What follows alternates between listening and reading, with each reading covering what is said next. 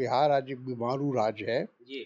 और 20 साल के नीतीश कुमार जी के शासन के बाद, भाजपा के शासन के बाद भी उसकी तस्वीर नहीं बदल पाई है। जी। हम जाति कार्ड नहीं खेलते, हम युवाओं को आगे बढ़ा रहे हैं। अगर इतना आसान होता तो सब लोग पढ़ाई-लिखाई जो करते हैं या जिनके पास बड़ी डिग्रियाँ हैं, वो सब राजनीति में सफल होते। बीजेपी के नेता कहते हैं कि हमारे बेटा सांसद हैं, फिर भी हमारी बात नहीं सुनते अफ़सर। जिसको कहते हैं आसमान छू रहा है। जी। कोई ब्लॉक में चले जाइए, किसी प्रखंड में चले जाइए, किसी कार्यालय में चले जाइए, कोई भी सरकारी कार्यालय में चले जाइए, पुलिस के थाने में चले जाइए, हर जगह ऐसा लगता है कि एक छूट मिल गई है। बोल रहे हैं सबसे पहला कदम शराबबंदी। हाँ, वो अगर समझते हैं कि हम 2 साल के प्रयास में हम एक अल्टरनेटिव तैयार कर लेंगे, बिहार के अंदर एक विकल्प तैयार कर लेंगे, तो इतना आसान नहीं है। पनोरमा ग्रुप, जो सोचता है वो करता है। नमस्कार, आप देख रहे हैं न्यूज हाट। मैं हूं कुमोद कुमार। बिहार में एक बड़ी पार्टी जनसुराज पार्टी का लॉन्चिंग हो चुका है और जनसुराज पार्टी के कर्ता धर्ता प्रशांत किशोर बड़े बड़े दावे कर रहे हैं। वो कह रहे हैं कि बिहार को हम जो बीमारू राज से हम बाहर कर देंगे। वो शिक्षा की बात कर रहे हैं, वो हेल्थ की बात कर रहे हैं। दूसरी तरफ वो बोल रहे हैं शराबबंदी को खत्म कर देंगे। इसी मुद्दे पर हम ज़्यादा बातचीत करेंगे कटिहार से कांग्रेस सांसद तारिक अनवर से। सर, क्या लग रहा है, एक बड़े पार्टी के जो है लॉन्चिंग हो चुकी है, वो बड़े बड़े दावे कर रहे हैं कि बिहार को हम बदलने जा रहे हैं। देखिए, ये तो समय बताएगा। दावा तो बहुत लोग करते हैं जब भी कोई नई शुरुआत होती है या कोई नई पार्टी बनती है, तो दावे तो बहुत लंबे चौड़े किए जाते हैं, लेकिन हकीकत तब पता चलती है जब वो ज़मीन पर धरातल पर आता है। जहाँ तक पीके का सवाल है, जी। मैं समझता हूँ कि अभी उनको काफ़ी वक्त लगेगा, उनको और मेहनत करनी पड़ेगी।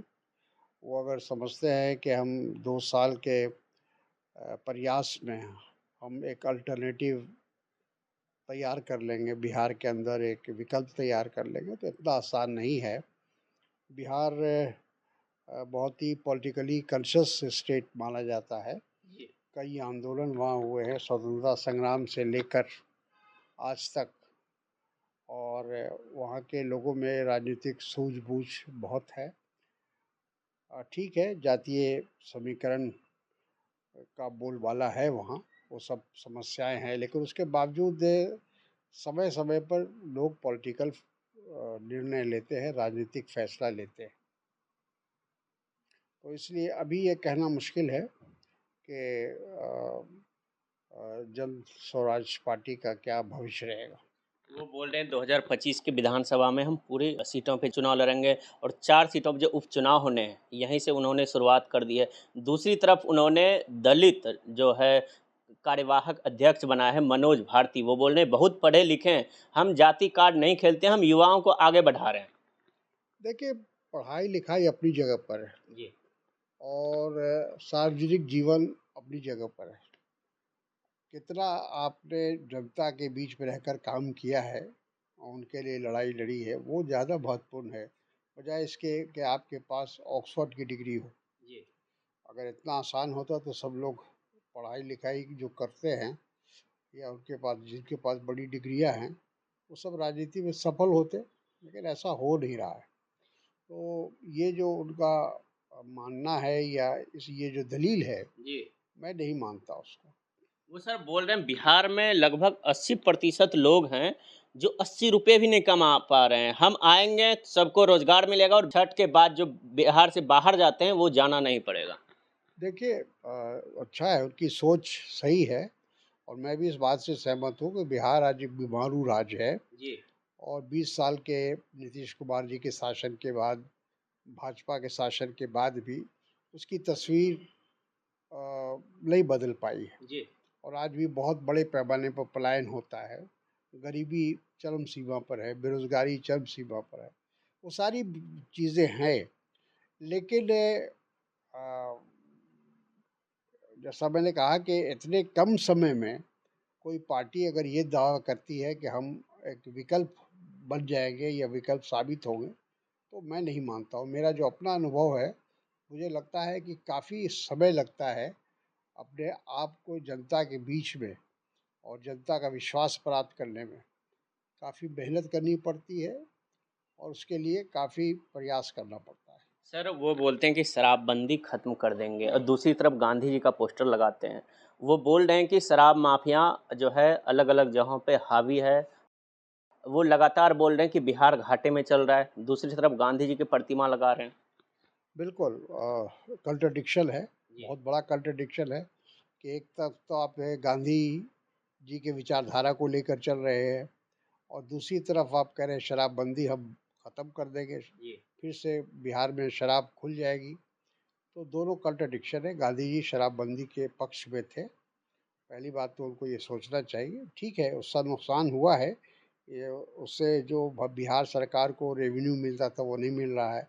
वो बहुत सारे माफिया उभर कर सामने आ गए हैं और वो उसका लाभ उठा रहे हैं। ये सब मैं मानता हूँ, ये मिसमैनेजमेंट नीतीश सरकार का रहा है। जी लेकिन साथ ही साथ ये कह देना कि हम आते ही शराबबंदी ख़त्म कर देंगे। बोल रहे हैं सबसे पहला कदम शराबबंदी हाँ, तो खत्म गांधी करें। जी के उसूलों के विपरीत होगा और गांधी जी की जो इच्छा थी कि पूरे देश में शराबबंदी हो धीरे धीरे, तो वो तो उसके विपरीत जा रहे हैं। तो फिर गांधी जी का की विचारधारा की बात करना मुनासिब उनके लिए नहीं है। सर बिहार में अफसरशाही हावी है। अब बीजेपी के नेता कहते हैं कि हमारे बेटा सांसद हैं, फिर भी हमारी बात नहीं सुनते अफसर। बिल्कुल, देखिए ऐसा है कि अफसरशाही तो जब से नीतीश कुमार जी आए हैं, जी तब से अफसरशाही का राज है बिहार में। छोटा से छोटा अफसर हो, कर्मचारी हो, सब किसी भी सामाजिक कार्यकर्ता हो अ, या राजनीतिक कार्यकर्ता हो, किसी की नहीं चलती है, किसी की बात नहीं सुनी जाती है। और भ्रष्टाचार तो अपने जिसको कहते हैं आसमान छू रहा है। जी कोई ब्लॉक पे चले जाइए, किसी प्रखंड में चले जाइए, किसी कार्यालय में चले जाइए, कोई भी सरकारी कार्यालय में चले जाइए, पुलिस के थाने में चले जाइए, हर जगह ऐसा लगता है कि एक छूट मिल गई है लूटने का। आपकी भी बात नहीं सुनी जा रही है। किसी की बात नहीं सुनी जाती है और सब लोग परेशान हैं। हर राजनीतिक बल्कि यहाँ तक कि जो उनके पार्टी के भी कार्यकर्ता हैं, जी जदयू के कार्यकर्ता हैं या भाजपा के कार्यकर्ता हैं, वो भी इस बात की शिकायत करते हैं और कहते हैं कि हम लोगों की बात नहीं सुनी जाती। सर बिहार में कई जिले बाढ़ से प्रभावित हैं। आपके भी जो लोकसभा क्षेत्र है वहाँ भी प्रभावित है, लेकिन इसके साथ ठोस कदम नहीं उठाए जा रहे हैं। क्या वजह है? क्योंकि नीतीश कुमार जो है लगभग 20 साल के आसपास वो सरकार में है। बिल्कुल, 20 साल में इस बात पर बिल्कुल ध्यान नहीं दिया गया और सिर्फ बाढ़ ही नहीं है, कटाव भी है। जी हमारे क्षेत्र में ख़ास के सीमांचल के इलाके में बहुत सारी नदियाँ आती हैं और उसकी वजह से कटाव का एक सिलसिला है।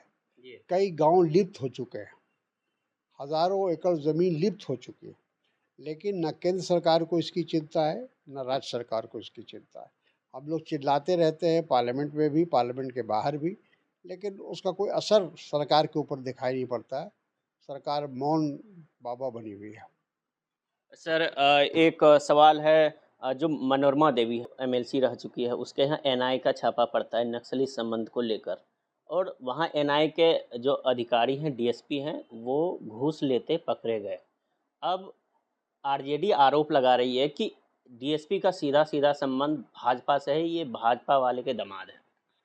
अब मुझे इसकी पूरी विस्तार से इसकी जानकारी नहीं है, लेकिन अगर रंगे हाथों पकड़े गए हैं जी तो उनके खिलाफ कार्रवाई होनी चाहिए और ये एक तरह से एनआई का जो मामला है जी उसको भी उजागर करता है कि कितना उसका दुरुपयोग हो रहा है। चलिए, ये थे हमारे साथ बातचीत करने के लिए कटिहार से सांसद तारिक अनवर जी। आप देखते रहिए न्यूज़ हाट। धन्यवाद।